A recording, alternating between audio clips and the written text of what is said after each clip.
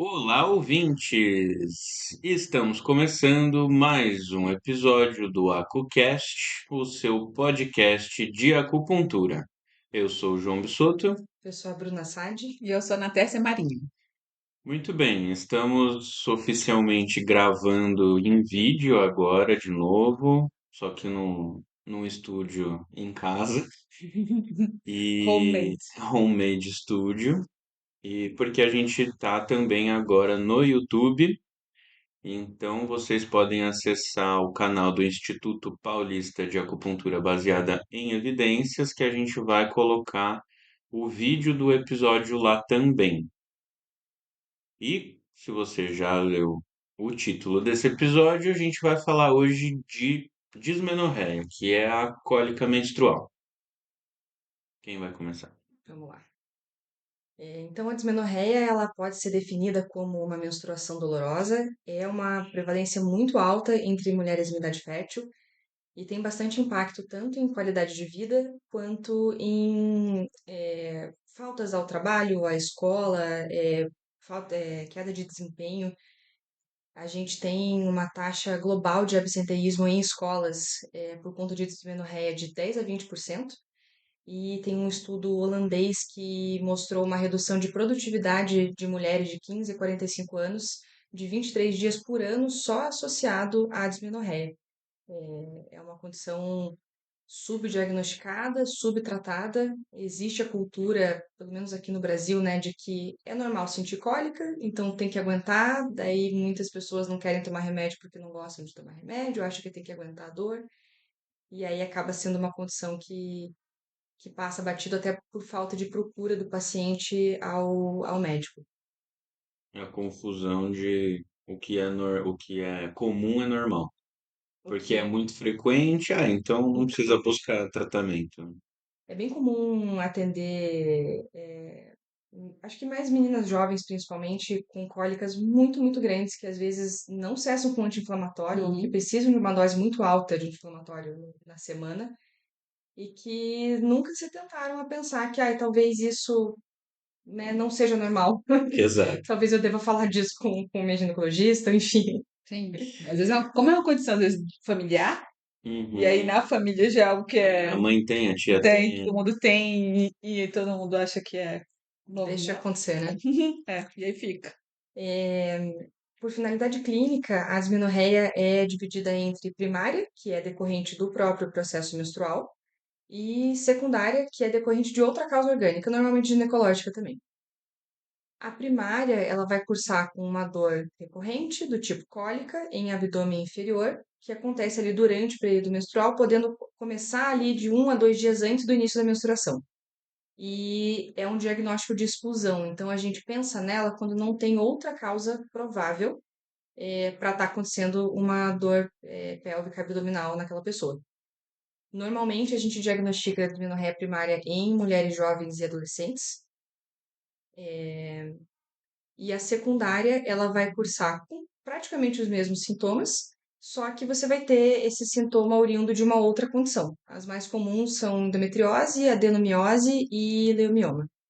Uma das formas de diferenciar é que geralmente a dismenorreia primária acontece ali logo após a menarca ou até após os primeiros 6 meses, Uhum. que aí acontece a dismenorreia primária, e a secundária lá para os 20, entre 20 e 30 anos Uhum. de idade na É. mulher. Então, é Lembrando que uma forma de também diferenciar. o time de onset, né? Os primeiros 2 anos após a menarca, eles nem sempre são tão confiáveis assim, mas depois disso, sim, normalmente são mulheres ali nos adolescência ou nos 20 e pouquinhos que começam a ter dismenorreia primária. E a gente vai suspeitar de uma dismenorreia secundária, principalmente se o tratamento padrão não for efetivo para essa pessoa, depois eu vou falar um pouquinho melhor disso. Ou então se você tem algum outro sintoma associado, além de uma cólica menstrual e aqueles sintomas mais clássicos que a gente já conhece, né? A dor de cabeça, a náusea, Vômitos, a indisposição, diarreia, que também pode acontecer. que são os sintomas Sistêmicos, né? sistêmicos da acetilcolina, prostaglandina e tudo aquilo que a gente já imagina que acontece numa menstruação normal.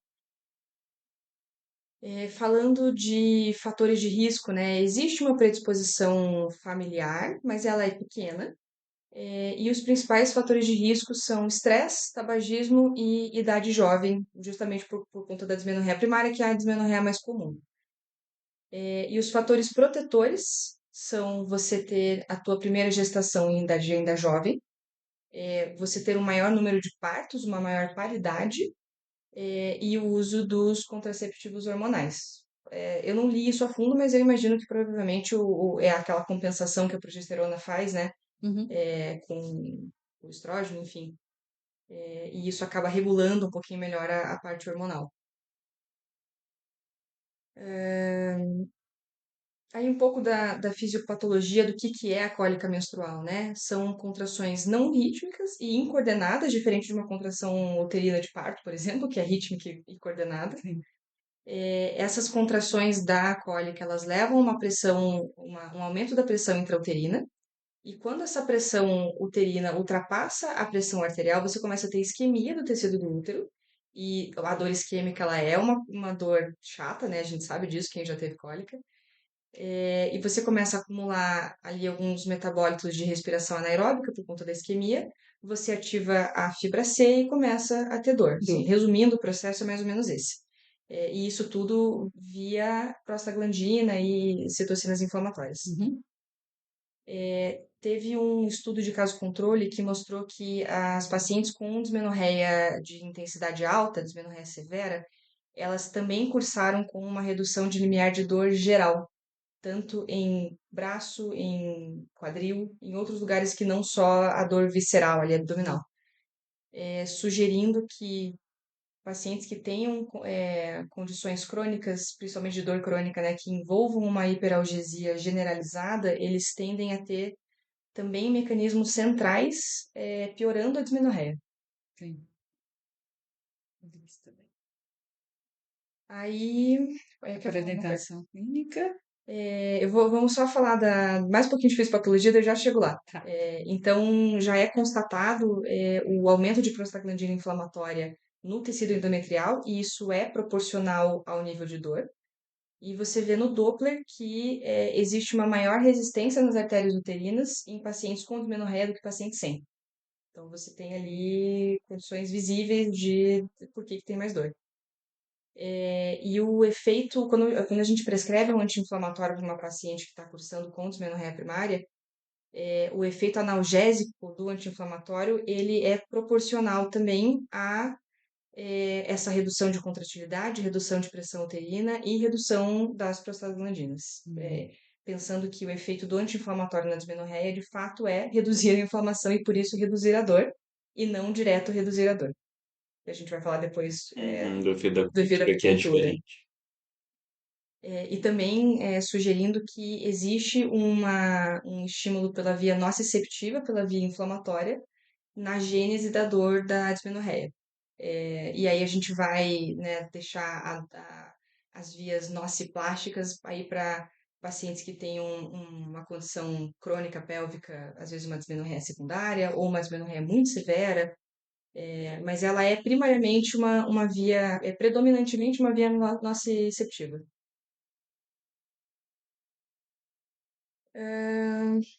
Então, a gente pensa a dismenorreia primária como uma via nociceptiva, a dismenorreia secundária com um componente maior nas plástico.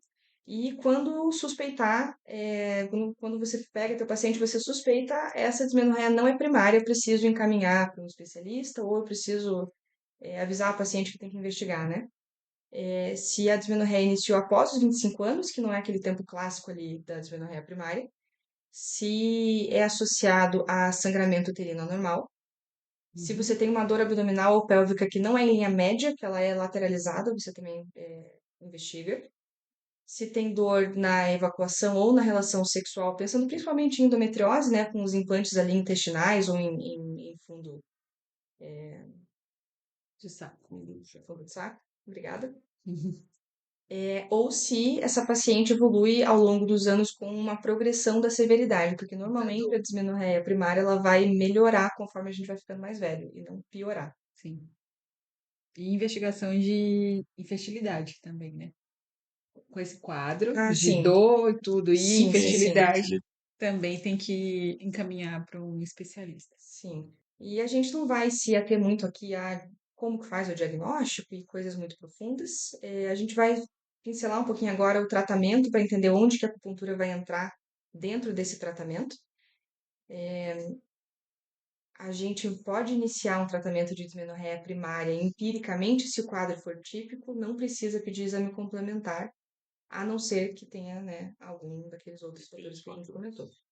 E o tratamento de primeira linha vai ser um analgésico e ou anti-inflamatório não hormonal, e ou contraceptivos sistêmicos, né? Pode ser oral, pode ser, ou podem ser por outras vias. E tanto a terapia combinada de estrógeno com progesterona como a de progesterona isolada são opções. Aqui a gente tem mais estudo e é mais amplamente utilizada é a terapia combinada. Uhum. Uhum. E ela pode, o contraceptivo, ele pode ser usado para paciente que tem dismenorreia, não só para paciente que tem o desejo de contracepção, como também a paciente que não tem. Paciente que não tem relação ativa com homem, o paciente que não tem o ato sexual no geral, também pode usar contraceptivo especificamente para dor. Sim, é o tratamento, né? Depois que você começa esse tratamento na dismenorreia primária, você reavalia em 2 a 3 meses. Se teve uma melhora parcial, você pode complementar, fazer a combinação de dois métodos, né? Desses que eu comentei. E se teve uma resposta mínima ou não teve melhora, você já pode começar a pensar em investigar a causa secundária. Se você tentou por 6 meses com anti-inflamatório e terapia hormonal e não resolveu, provavelmente você está lidando com uma dismenorreia secundária. E aí você começa a investigar com aquele, não vou entrar em detalhes, mas geralmente exame de imagem. Tratamento de segunda linha que a gente tem é a eletroestimulação transcutânea, o famoso TENS, e análogos do GNRH. E aí, depois disso, a gente pode começar a ser um pouco mais invasivo, caso a paciente ainda seja refratária, de partir para laparoscopia diagnóstica e terapêutica, ou até, em último caso, para uma esterectomia ou ablação endometrial. E lembrando aqui, gente, eu estou usando sempre o pronome ela, a paciente, mas assim, lembrando que a gente tem Pessoas com útero. Com pessoas com útero. útero, tá? Então, assim, a gente pode ter homens que têm útero e que às vezes, por conta da parte hormonal, ainda menstruam, e a gente está incluindo essas pessoas aqui, mas é só, acabei usando o termo, É usual. é usual. É, e aí, tudo isso que eu falei, gente, foi pelo UpToDate, tá? E o UpToDate cita a acupuntura como uma terapia complementar possível. A gente não tem, como todos os estudos de acupuntura, a gente tem problemas, né, de qualidade de estudo por conta da metodologia em si da acupuntura para estudo científico. Mas existe sim, é pequena, mas existe uma melhora significativa em intensidade da dor, número de dia com dor e redução de uso de medicamento em paciente que faz acupuntura para tratamento de dismenorreia. E só por curiosidade aqui, a gente também pode ter benefício com psicoterapia comportamental. Fisioterapia é uma possibilidade, apesar de também os estudos terem baixa qualidade. Atividade física aeróbica pode ajudar, como pode ajudar em outras dores Qualquer dor crônica. também, né? E eu achei interessante, eu não sabia disso, mas existe algum indício de que dieta também pode ajudar. Então, dietas vegetarianas com baixa gordura é uma opção. Alta ingesta de laticínio, não esperava por essa. Tá, e o pessoal que fala que laticínio inflama. Aham. Vitamina B1, B6, vitamina E e ômega 3 como suplementos alimentares. E 1 a 2 gramas de gengibre em pó no primeiro e no terceiro dia de menstruação também podem reduzir. Cólica. Um tônico de Uhum. etina, medicina chinesa. Ajuda a circular Que- o sangue. Pensando que a dor vem de uma estagnação. Tá vendo? Medicina chinesa tem seus pontos também.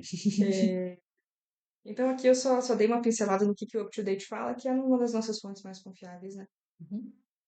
Excelente. E então a Bru falou do tratamento não acupunturístico, e aí ela falou dos anti-inflamatórios e desse mecanismo de regulação de prostaglandina e tal, que é a via anti-inflamatória.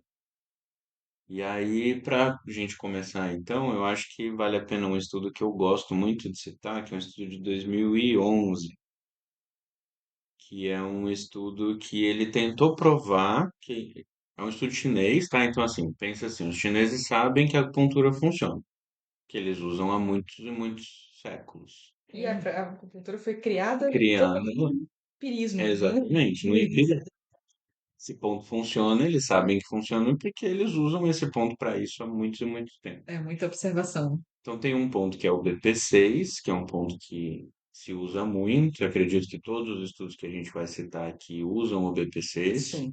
porque ele sozinho já funciona, Não só para cólica, não né? só para cólica, para Então, várias várias coisas. coisas. E aí, o que que esse estudo chinês pensou?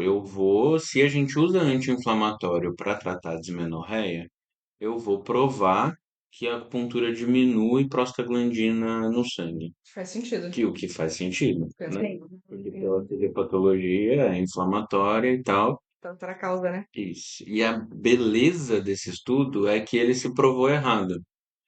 Os pacientes melhoram da dor, melhorou acho que 50% da dor quase, mas não abaixou nada das prostaglandinas.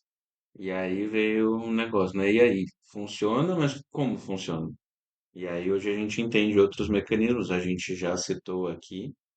E aí a hipótese hoje é que, na verdade, não é a via anti-inflamatória que a acupuntura usa, mas é a via neurológica, né? Um bloqueio segmentar.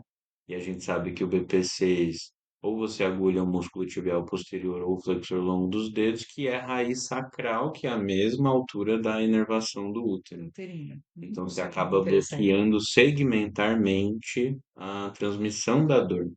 E não é o efeito anti-inflamatório da acupuntura que funciona, muito provavelmente. Então eu queria começar com esse estudo só por causa disso. Então, eu vou falar de dois ensaios clínicos, tá? O primeiro, o teu foi de acupuntura manual, sozinho, Manual. certo? Então, vai estar bem amparado aqui, porque eu peguei um de agulhamento a seco E um e um de dialeto. eletro. Então, a gente tem as Exatamente. nossas três principais ferramentas aí com agulha, né? E lembrando que também existe tratamento com moxa-tostão, a gente vai acabar não falando. Não, a Nath vai falar Nas revisões nas revisões, sistemáticas. tá? A Sim. gente acabou não pegando tudo de moxa-tostão, mas ele também é interessante para desmenorreia. Então, eu vou começar com um estudo clínico de agulhamento a seco. É um estudo randomizado, single blinded, né? Só cegamento só da parte do paciente. Ele é de 2018 e envolveu 56 mulheres que foram separadas em três grupos iguais. O primeiro grupo recebeu agulhamento a seco em ponto gatilho do reto abdominal. O segundo recebeu agulhamento Shan e o terceiro não recebeu nenhum agulhamento. E só para explicar, né, a gente sabe que quando a gente tem uma dor visceral e uma inflamação visceral, pode acontecer de você ter uma extensão da dor para a parte miofascial que está próxima ali da Que é região, flexo víscero-somático. viscerosomático. Então, muitas vezes, se você atende uma paciente que está com dismenorreia no dia, ou uma paciente que tem já uma dismenorreia secundária, crônica, enfim, se você aperta a musculatura abdominal, possivelmente vai ter ponto gatilho. E esse ponto gatilho ele vai estar contribuindo também para a dor, apesar de ser uma dor primária visceral, você pode ter uma dor miofascial ali junto, amplificando o quadro. Então, essa foi a ideia, né, de agulhar o reto abdominal, que é a musculatura que está ali associada com a dor em abdômen inferior da cólica. Esses grupos foram todos orientados a fazer alongamento diário do reto abdominal. Eu achei interessante porque, inclusive, o grupo não agulhado também teve alongamento. E a gente sabe que o alongamento pós-agulhamento a seco, ele é uma maneira de você manter, perpetuar mais o efeito do relaxamento muscular que faz ali. Nem só relaxamento, né? Mas enfim, da cascata muscular toda que acontece no agulhamento a seco. E interessante que a intervenção foi de uma sessão só. Não tinha calor? Não tinha calor? Calor local. Não tinha calor. Então, os pacientes que foram agulhados, seja Shan ou com agulhamento a seco, foram agulhados uma vez só, e eles fizeram um segmento um mês depois e 2 meses depois. Nossa. Eu achei interessante. Uhum. E aí o desfecho primário foi a intensidade da dor e o secundário foi qualidade de vida, dias de dor e aquelas outras coisas, né? Teve uma redução na intensidade da dor pela escala visual analógica no primeiro mês de 1,9 no grupo do agulhamento a seco comparado tanto ao sham quanto ao sem agulhamento. E no segundo mês de 2,6. Olha, A uma melhora do eco única. foi maior Maior no 2 meses depois do que antes. Sabe se mantiveram um alongamento? Você comentou? Ele não falou, eu acho, eu não acho, eu não sei se ele disse ou não li, tá? Mas eu entendi que o período todo de acompanhamento foi feito alongamento diário. Ah, você não deve ter É, feito. assim, existe. É que se fosse do alongamento também teria melhorado o grupo controle, né? Mas é Sim, que o fato, mas talvez, o com. alongamento perpetuou a melhora Foi do agulhamento, é, né? eu acho que sim. Evitou a reativação do gatilho.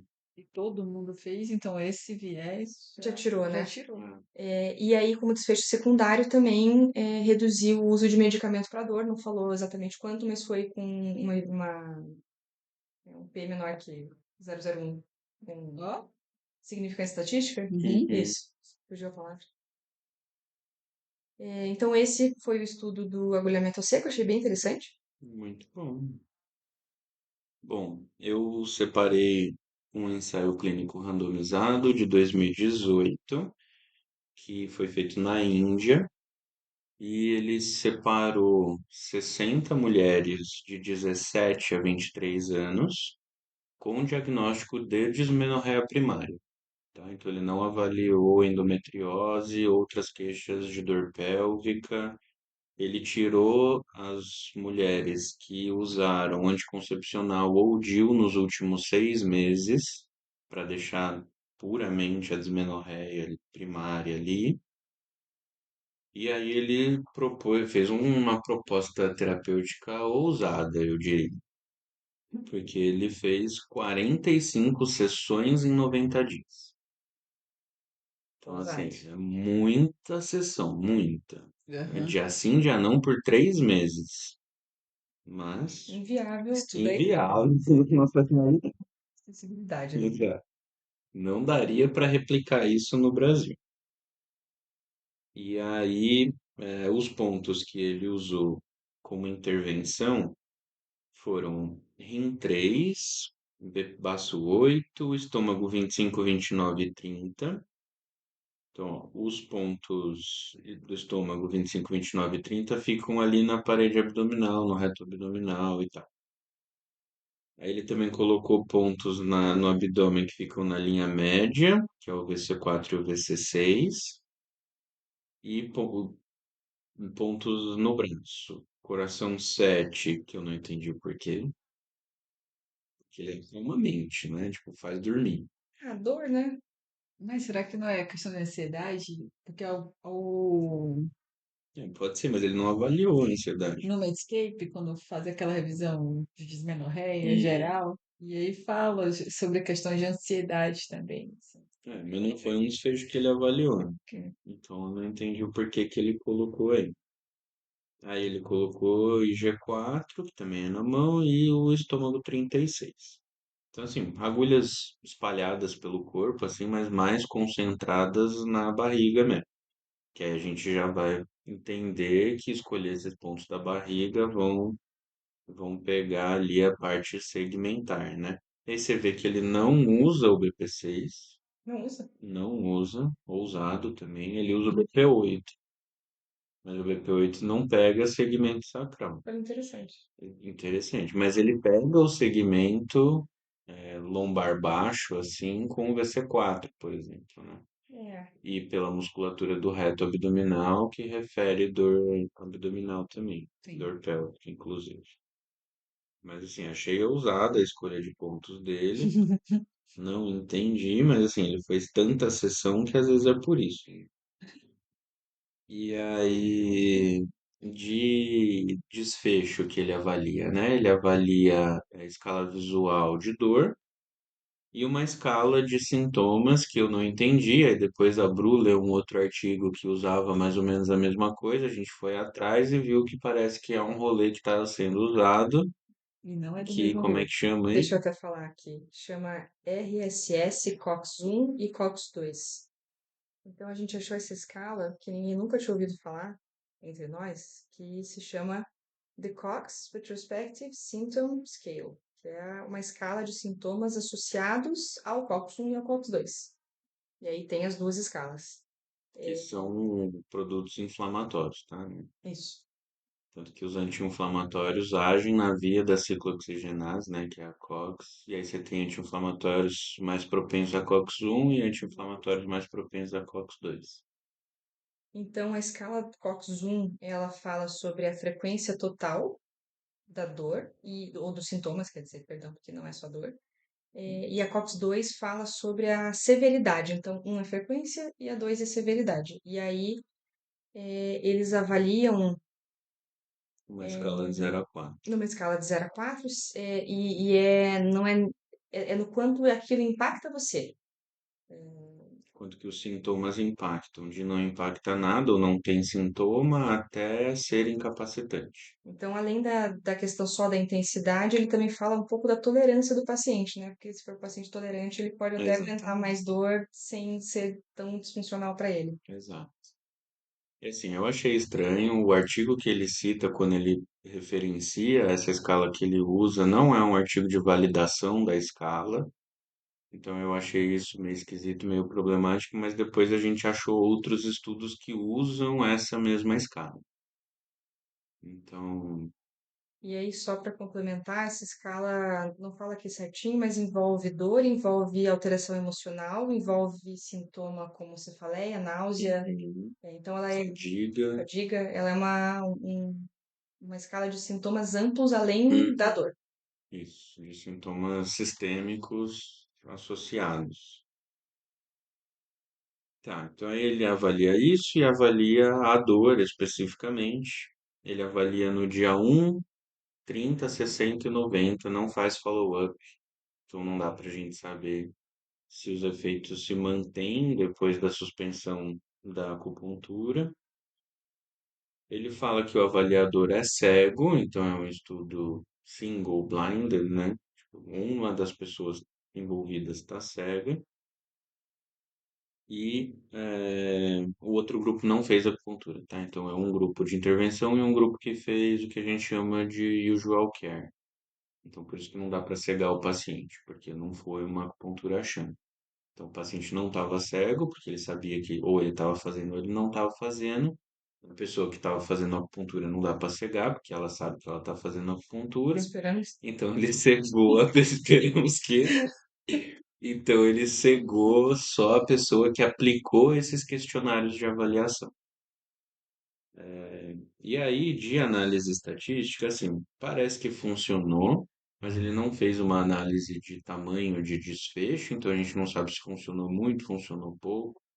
E ele só coloca que os P's foram menor do que 0,5, não coloca cálculo, nem o valor que deu dos P's. E aí, aparentemente, só não funcionou para síncope. O resto tudo foi positivo para acupuntura, o que também é um pouco questionável. Porque os outros estudos que a gente leu, eles falam de dor, basicamente. Uhum. É, Melhora a dor, sim. tanto intensidade quanto frequência, Uso de medicamento. uso de Medicamento. medicamento, mas as outras coisas parece que é meio esquisito, assim, parece que a acupuntura não é tão boa. Não sei também se os estudos focaram a escolha de pontos para Pra isso. dor, exato. Ou para outros sintomas, no caso, né? Eu acho que Sim. a escolha de pontos foi focada para dor. Então, não Uhum. sei se tem esse viés também. É, Apesar de que quando você escolhe pela MTC, você escolhe pela síndrome, pela né? Então, síndrome. deveria E aqui, ajudar. inclusive, ele fala que a escolha dele foi pela medicina chinesa. Pois é. Aí deveria, sim, se fosse para funcionar, deveria já ter Mas funcionado. assim, eu questiono, assim. Mesmo pela medicina chinesa, a escolha de É, pontos que ele fez é esquisita. esse é um problema metodológico da escolha de pontos da medicina chinesa, é que não é uma coisa muito concreta, É, né? tem escolas diferentes que escolhem pontos Sim, é. diferentes para tratar a mesma síndrome. Uhum.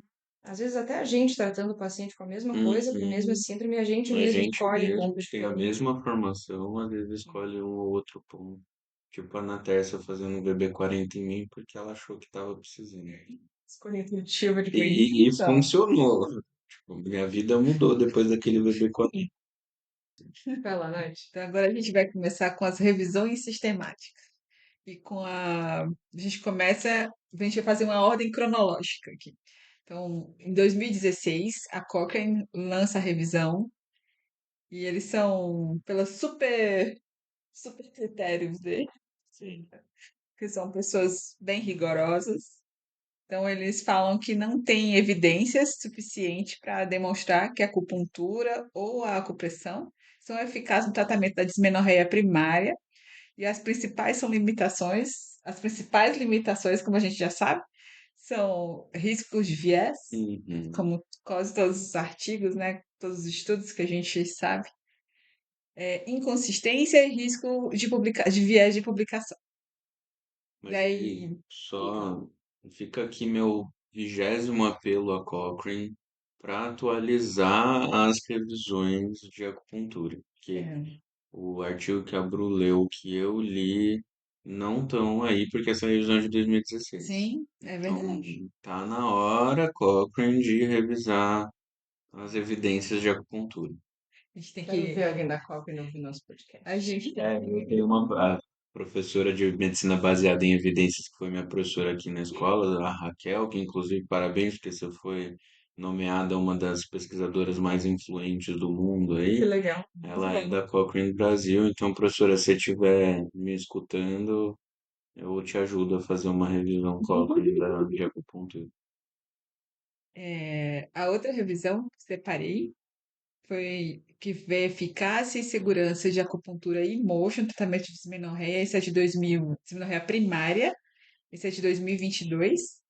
Mostra, eles separaram 7 estudos com 487 participantes, que mostrou que a moxa e a acupuntura, e dentro da acupuntura eles colocaram eletroacupuntura e acupuntura manual, e foi eficaz comparando com o grupo controle.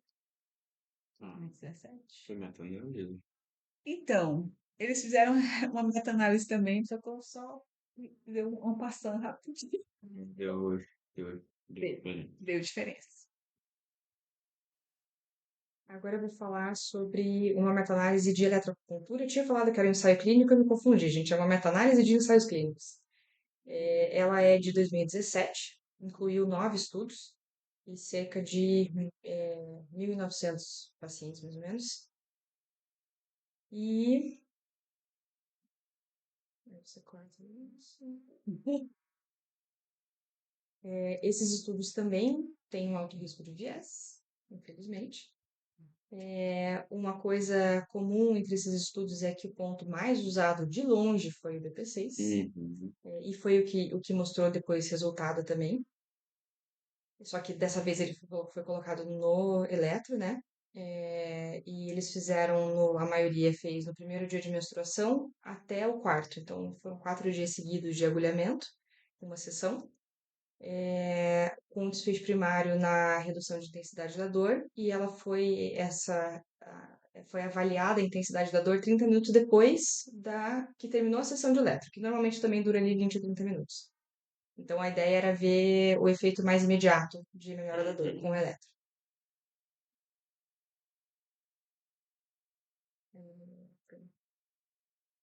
Esse foi o estudo que envolveu aquela escala que a gente comentou agora há pouco, da COX 1 e 2.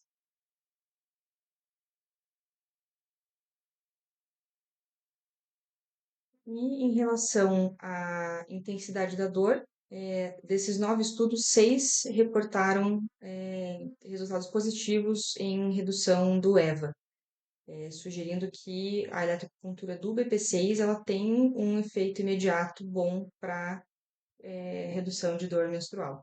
E o controle deles foi, eu acho interessante esse controle, ele não foi sham, ele foi num ponto que não tem a ver com a síndrome. Então eles compararam Certo. perto. só que outra cadeia segmentar. Eles pegaram o VB39, que fica ali perto dos tubulares, né? Aquele estudo de 2011 que eu citei, en passant, como diz a Natanz, ele também usa o VB39 como controle. Como controle. Hum. Então eles compararam o é, Que assim, um fica aqui e o outro fica aqui, né? É. Nos lados diferentes da perna, mas na mesma altura. na mesma área, todas muito parecidas, e eles pegam segmentos diferentes, e pela medicina chinesa o BP6 tem sentido ser usado e o VB39 não. Eu achei uma escolha interessante de ponto. E a redução, o efeito da redução foi comparado ao eletro no VB39. Interessante também que esses estudos que mostraram benefício, eles acompanharam 3 meses depois e eles viram fazendo em todo o ciclo menstrual esses 4 dias de sessão e eles compararam com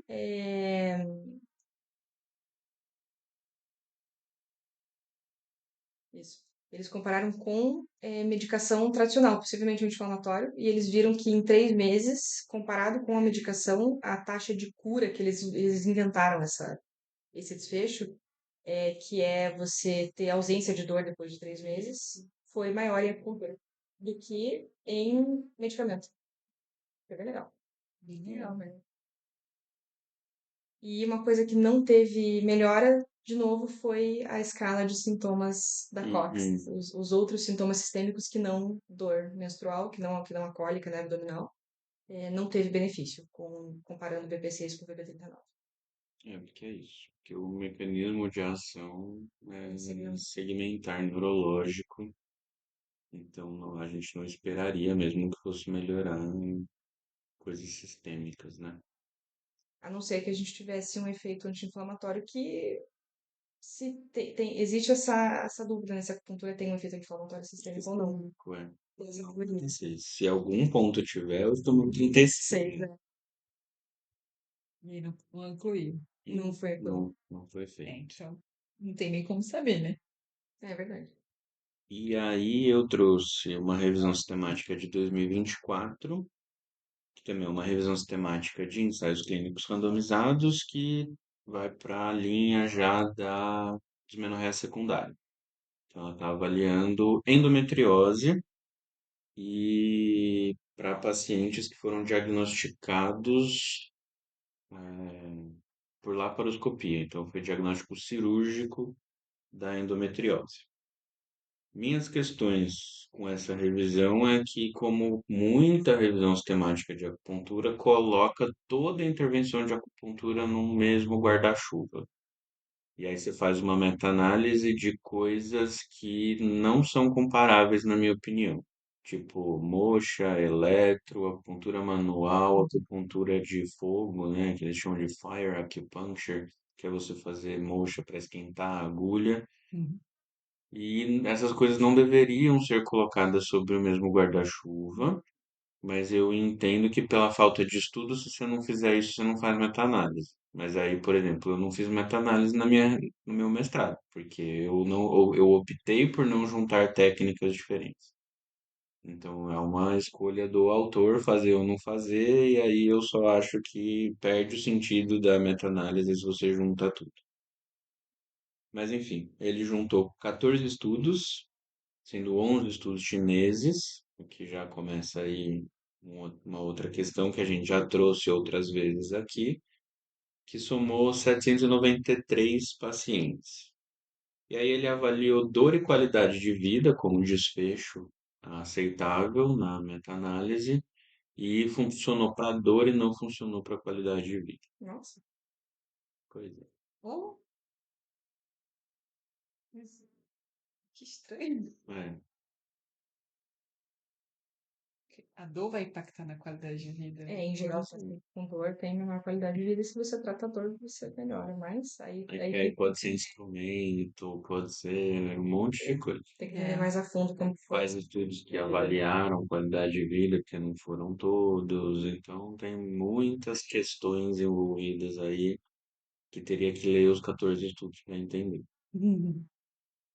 E a gente não ganha nada para estar aqui, a gente está lembrando isso. A gente faz da bondade do nosso coração. Num domingo. Não, não é noite, exatamente. Amor à ciência fala alto. A gente tá aqui o quê? Já faz. Gravando faz 50 minutos, É, não, mas mas a a gente gente está aqui faz uns aqui 5 horas. 5 horas preparando tudo. Boa noite. Tá. E aí, a última revisão, que é agora de 2025. Essa eu não tive Quentíssima quentíssima. Eu não tive acesso ao ao documento documento todo, porque todo. não é Open Access Não, e a gente não ganha para pagar os artigos. E aí teria que também mandar um e-mail pro autor, que geralmente as pessoas compartilham, né? Eu não sei se para um podcast ele compartilharia. Quem sabe? Quem sabe? Depende do choro. O choro é livre. Então, é um estudo que fala sobre terapias relacionadas à acupuntura para dismenorreia primária, uma revisão sistemática e uma meta-análise de rede. Ele revisou databases chineses, coreanos e de língua inglesa, que eu achei bem interessante. Uhum. Foram incluídos 120 estudos com 9.571 participantes e relataram 29 tipos de terapias relacionadas à acupuntura, que é o que você estava falando agora. Foi todo mundo colocado no Exatamente. mesmo guarda-chuva. O risco de viés, eles identificaram como um risco de viés baixo, em média, porque eles se basearam no sistema da Cochrane. E com base nessa meta-análise de rede, os tratamentos mais eficazes foram inclusão de catigu em acupontos, mais moxa. A outra terapia foi a acupuntura que aquece a agulha, que eles chamam Air de needle fire, acupuncture. fire needle, mais acupressão, e a outra foi fire needle com medicina ocidental. Em acompanhamento de 3 meses, as maiores melhorias nas escalas visuais analógicas de dor foram o Catigu em acupontos mais amoxo, Catigu em acuponto mais ventosa. Daí eu não sei se é questão de ponto gatilho, que a gente estava discutindo há pouco agora. Hum, Por ter, Ventose? é, a junção dessas duas terapias, não sei. Será que fazer ventose no abdômen? Ou Pois é, que a gente não teve acesso a. Ah, é verdade, né? não sabemos. Mas provavelmente. Ventose está sendo bem discutida nos últimos meses aí, né? Mas Exa- isso é papo para outra hora. E aí, ele mostrou que teve melhora nesses dois, as duas análises. Eles até falaram de prostaglandinas, que teve melhoria também, mas aí o quanto a gente vê, o quanto. A gente não tem acesso a a gente O esses que que eles mediram? pode o que eles afirmar. têm medido, então prefiro nem comentar. Então, é isso. Pô, e fica também o nosso apelo, então, a Dong Bang para mandar para o Brasil as agulhas com catigu que já vem montada, porque, pelo amor de Deus, Sim. montar as agulhas você mesmo é É. bem A gente esquisito. viu, a gente leu um estudo de para estética. Vocês estavam vendo bom, bem feito, Funciona? teve uma melhora, mas eram agulhas da Dongban com a Era um estudo Pitbull. coreano, né? Então, a Dong Bang só deve fazer e vender na Yeah. Coreia. E a gente sabe que a Coreia eles se importam Se importam com estética. bastante com estética, assim. Então E aí eles a agulha têm já vinha com o com catigu, você só enfia. Pô. é. E, e teve melhora. Era pequeno, só eram 50 pessoas. Mas a gente queria, por favor, Dogma, traz o A gente fala do Coreia, mas eu, Pra tratar as minhas coisas. eu acho que o Brasil é campeão de cirurgia plástica no mundo, né? cirurgia plástica no mundo, é. Mas acho que Aqui tá. Ah, por conta da... Os números absolutos. Mas eu pessoas. descobri que essas máquinas novas agora de estímulo de colágeno foram todos os coreanos que inventaram, esses ultrassons a microfocados. indústria É cosmética lá, todo lá. né? Interessante. É Isso, isso. é isso. Muito bem, sobrevivemos a primeira gravação no nosso homemade studio. E aí a gente vai lançar então áudio nos aplicativos No YouTube. de o vídeo e o áudio no YouTube. Beleza? Beleza. É isso. Então a gente se vê num próximo episódio. Até lá. Tchau. Me embolei toda. Quer começar de novo? Quero começar de novo. Tá tudo bem. tudo bem quando termina bem. Eu vou deixar.